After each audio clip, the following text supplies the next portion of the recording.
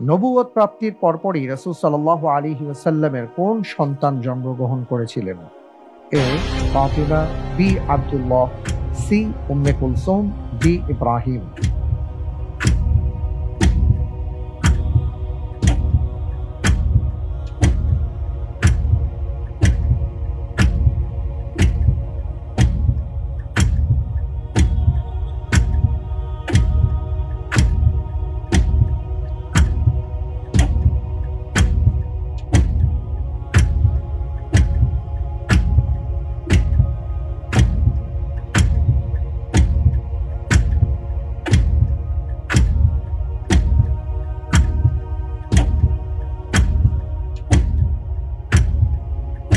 ইনশাআল্লাহ আমি আল্লাহর উপর ভরসা করে উত্তর হিসেবে বেছে নিচ্ছি সি।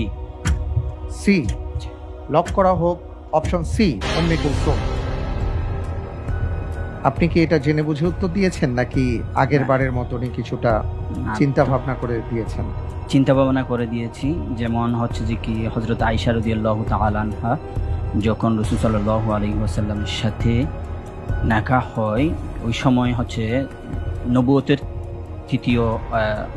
13তম বছর। আচ্ছা, ওই সময় 6 বছরেই ছিল। হযরত আয়েশা রাদিয়াল্লাহু তাআলা আনহু থেকে হযরত ফাতেমা রাদিয়াল্লাহু তাআলা আনহা 5 বছরের বড়। আচ্ছা, এই হিসেবে 11 বছর। এখন উম্মে কুলসুম রাদিয়াল্লাহু তাআলা আনহা ফাতেমা রাদিয়াল্লাহু তাআলা আনহু থেকে 1 বছরের বড়।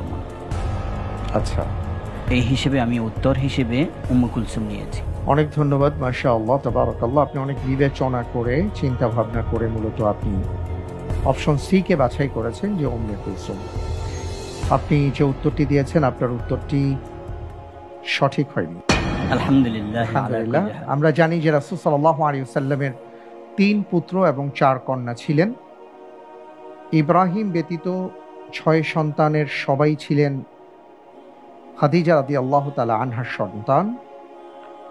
আর রাসূল সাল্লাল্লাহু আলাইহি ওয়াসাল্লামের নবুয়ত প্রাপ্তির পরপর যে সন্তান পৃথিবীতে আগমন করেন তিনি হলেন পুত্র আব্দুল্লাহ, যার লকব ছিল তাইয়িব এবং তাহের। এই কারণে যেহেতু নবুয়তের পর তার জন্ম হয়েছিল এবং তিনি 17 মাস বয়সে ইন্তেকাল করেন।